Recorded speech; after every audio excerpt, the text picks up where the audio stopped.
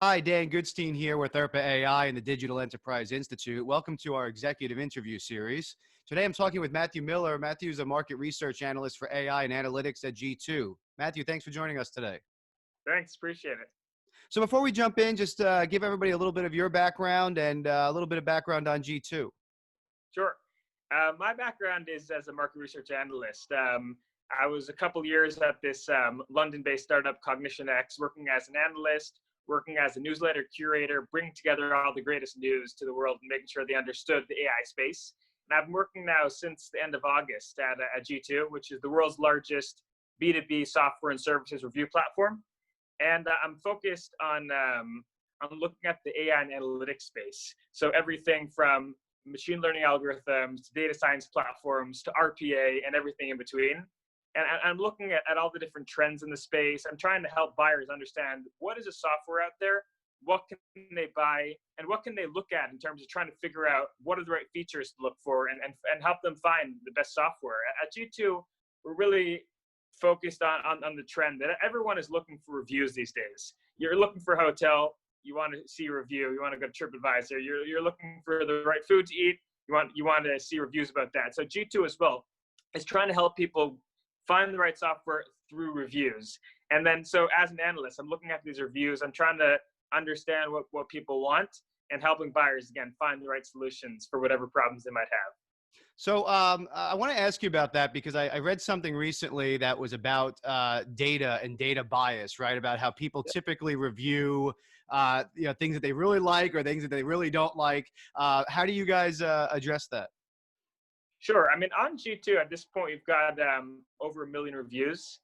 And so I'd say that there might be some polarization in terms of, maybe there's a large amount of the reviews which are quite positive, a large amount which are negative. And, you certainly see that all over the place in terms of Amazon, all these different review sites. You see a lot of that polarization. So there's definitely some of that. But I think that with that large swath of reviews, I think there isn't enough in terms of the review count and the review volume to have those middle reviews as well. And I think that one of the things that we do is we incentivize some of these reviews.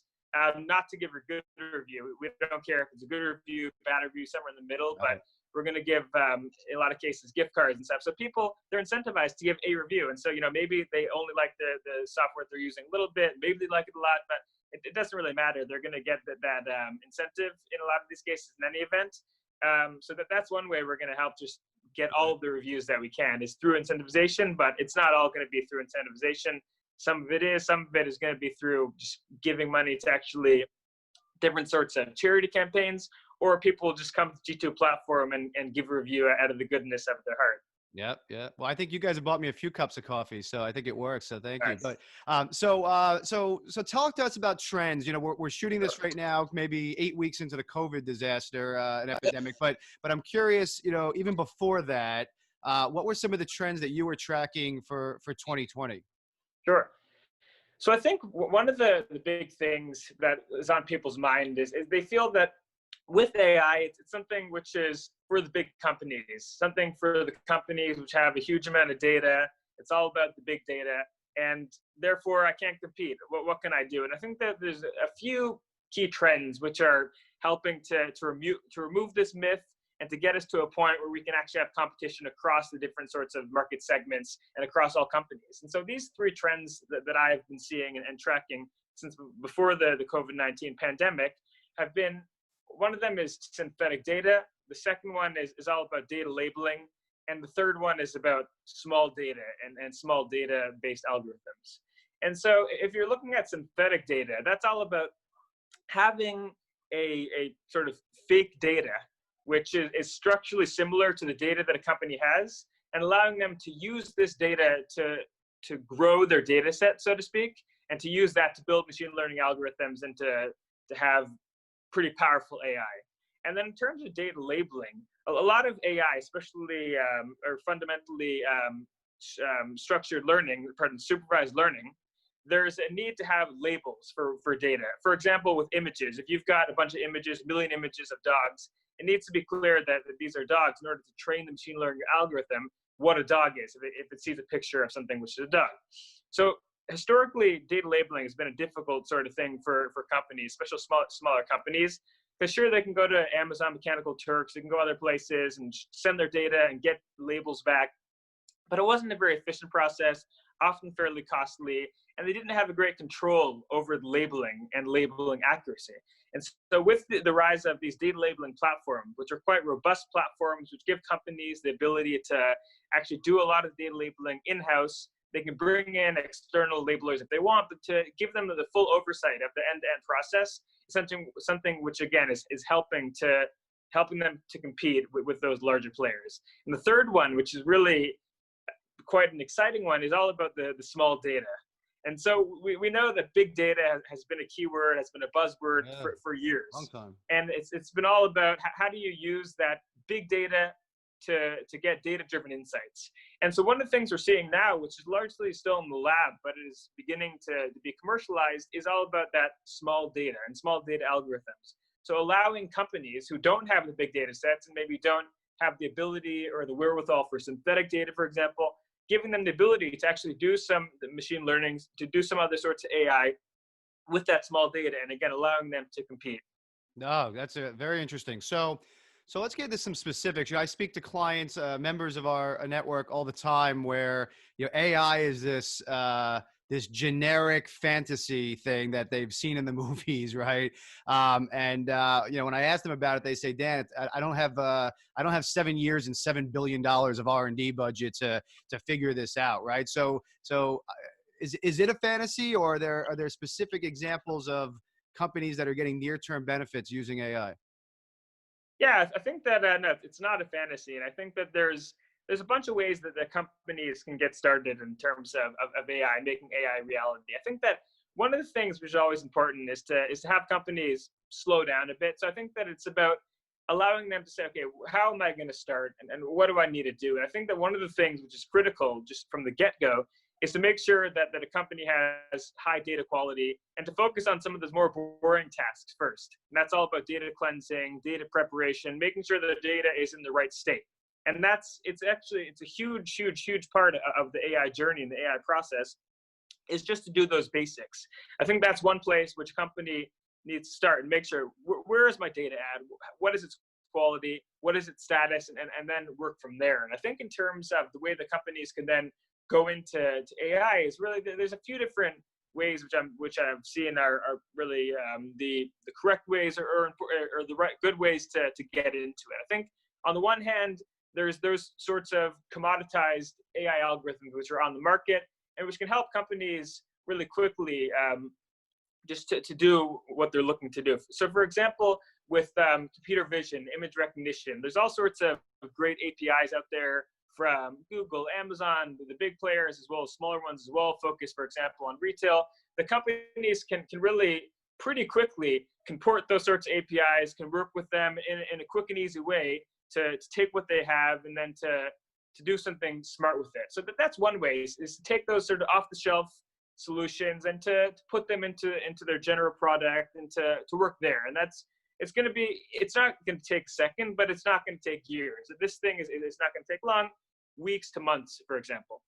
And then, so that's one way to go, is take these off-the-shelf solutions. And companies certainly have success with that. They need to look in terms of their budget, in terms of their time frame, to see if that's something which they want to do to get off the ground running pretty quickly. But another thing which a company could look to do, which also can be quite successful, is if they're willing to invest some time and money into some data experts, so data scientists, data analysts, they can go and buy a pretty easy to use, or at least more simple sort of data science and machine learning platform. And so they're going to be able to work with their data to either build their own algorithms or to use some off-the-shelf ones, and to bring it all together and to do those analytics, to build the AI and then to deploy it into their application. So this is going to be, it's going to be a more difficult process. You're probably going to need some more data science skills. You're going to need to buy that platform, which perhaps in some cases might be more expensive, might take some more time to get it off the ground. But the benefit there is you're going to be able to do a lot more customization. You're going to be able to work a lot more with your data in a more granular sort of way. And then perhaps through that, be able to get a higher ROI. But it might take a bit more time to get off the ground. Matthew, are there any particular existing product use cases that you're excited about? For example, we've been seeing a lot on our network around conversational AI, customer journey, things around predictive analytics for supply chain and demand planning, even end user support. Any of those, or are there others that you see as really exciting right now? Yeah. So I think that definitely that conversational side of things is very exciting, and I think that I actually, when I was living in London for about 4 years, I started a voice tech consultancy because the thought there was that my friend and I said, listen, there's all sorts of great voice technology out there in terms of Alexa, in terms of Google, in terms of Bixby from Samsung. There's a lot of great stuff out there, a lot of skills that people are building into these things. And there's a lot of desire from the companies to build some conversational experiences into their products. But there wasn't a great bridge between. I'm sure there are consultancies working on this, but there wasn't a lot of conversations being had between the two different sides. So we started this consultancy working with some companies from the insurance space to some different sorts of agencies and just helping them understand the space and helping them figure out the possibilities. And I think the possibilities, there's a lot of great possibilities in terms of conversational interfaces, conversational design, which is being built all over the place and in pretty successful sorts of ways. I think that, for example, you're seeing just some great ways in which people are able to use their natural language and to interact with applications. And so, for example, even with analytics platforms, you're seeing ways in which companies are building conversation into these sorts of things. So, gone are the days, or at least hopefully soon will be gone the days where you're going to need to do very complex SQL queries in order to understand your data, but you'll be able to, and companies are already working on this, and there are products out there which are already have this built in. You can ask questions of your data. How many sales targets did we hit this past quarter? Which cities are performing the best with this particular product? And so these are ways in which we're being able to use our natural language and our voice or through text and interact with products in ways which are pretty exciting and very intuitive. So you guys do a lot of advising people on picking a product, comparing a product. My sense is it can be overwhelming, especially with AI, but in technology in general, to figure out where one piece of software picks up and where the other one leaves off. What's your advice as to the buying process for an organization that wants to look into this and start getting the benefits? Yeah, definitely. So I think that one of the things that G2, for example, is currently working on are buyer's guides. And so a buyer's guide is very helpful because, you're totally right. If one is looking at G2, we've got almost 2,000 categories. We've got an insane amount of products. I think somewhere almost 100,000 products. There's so much going on. There's so many different products across different spaces which work together. And I think that one of the ways we're working on that is through these buyer's guide. It is a single place where one can go and see, I'm looking to do some analytics. And so, what are the different ways in which you can use log analysis and some big data analytics, stream analytics, and how can you use these different things together to achieve success? The same thing, for example, with the artificial intelligence space. How can you incorporate some machine learning into your products? How can you add some NLP? You want to have some pretty advanced chatbots in there. How can you work with these things together, work with other related products in the space? And so with these buyer's guides, these ones aren't currently live yet, but these are things which the team is currently working on to do that, because you're 100% right that if you just have singular point solutions with what you're looking at and you just see these different things out of context, it is very hard to figure out what to do with them and how they work together. So that's definitely a huge thing which G2 is cognizant of, and we're working on to try to help buyers figure out the right things to buy. Yeah, great. Well, Matthew, this all sounds great and wonderful, but like I said, unfortunately, a couple months ago, this might have been fine on its own. Now we're dealing with the new normal of what life's going to be like past COVID-19. How is your advice changing when you speak to people, and what sorts of technologies are you seeing help people through this this new business model that they're all dealing with? So I think that in this new normal, I haven't personally seen anything which is totally different, totally out of the blue, anything ex nihilo. Mm. For me, what I've seen has been an acceleration of trends which have already been happening. So, for example, in the automation space, if you take RPA, for example, RPA has been a thing which has been around for a while now. It's been booming to a large extent, but we've seen an insane increase, an acceleration of the adoption of RPA, for example.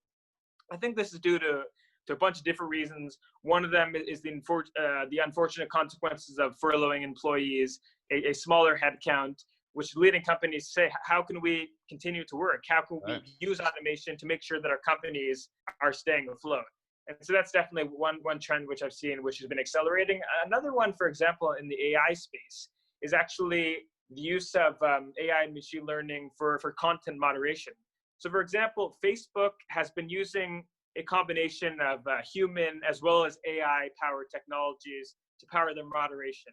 And now that there's been people working from home so much at this point, there's been a push from Facebook and other companies as well to use more AI moderation, because they're not able to, for a bunch of different reasons, to do that moderation at home. And so therefore they're pushing towards more content moderation by AI. So I think that this will be something which will probably continue into the future to use more of this technology, and then to make sure that it's built in a way which is scalable and is as accurate as possible. Yeah, great. So last question, Matthew, is for someone watching this who's reached an epiphany and said, "Hey, I didn't realize AI was for me. I didn't realize I could do this." What's your suggestion for them as to where's there a good place to start, and is there any kind of low hanging fruit that you see out there? Yes, so I'd say that just to go back to what I said at the beginning, I think that one of the things is to start from the beginning, and to think about this as a journey. And so I think that the first step is definitely all about looking at one's data and to understand what is the quality of the data. Is it prepared in the right way? Are there other data sets that I could be working with? Since AI is really has data as its fuel, to make sure that one is starting from the beginning and understanding the state of their data. So I'd say that that's the first step. And then I think it's about looking at the different factors involved in the decision-making process, in terms of budget, in terms of timeline, Yeah. in terms of other factors, in terms of what are the sorts of people you already have in your team, in terms of data experts of sorts like data scientists. And then based on that, trying to think about what are the right types of solutions that I'm looking for. So again, is it more off-the-shelf image recognition algorithms, or broader based data science and machine learning algorithms, or do you already have a machine learning framework in place, and then maybe you're looking for more specific machine learning optimizational software? So it's about thinking, where are you in this journey? What sort of resources do you have? And then going from there. And then, of course, G2 is a great place to find the right software, to search for the software you're looking for, to compare it with other sort of softwares, and to figure out what is the right tool and solution for my particular company and my particular problem. Great. Matthew Miller, G2, thank you so much for joining us. Thank you. Appreciate it. Bye now.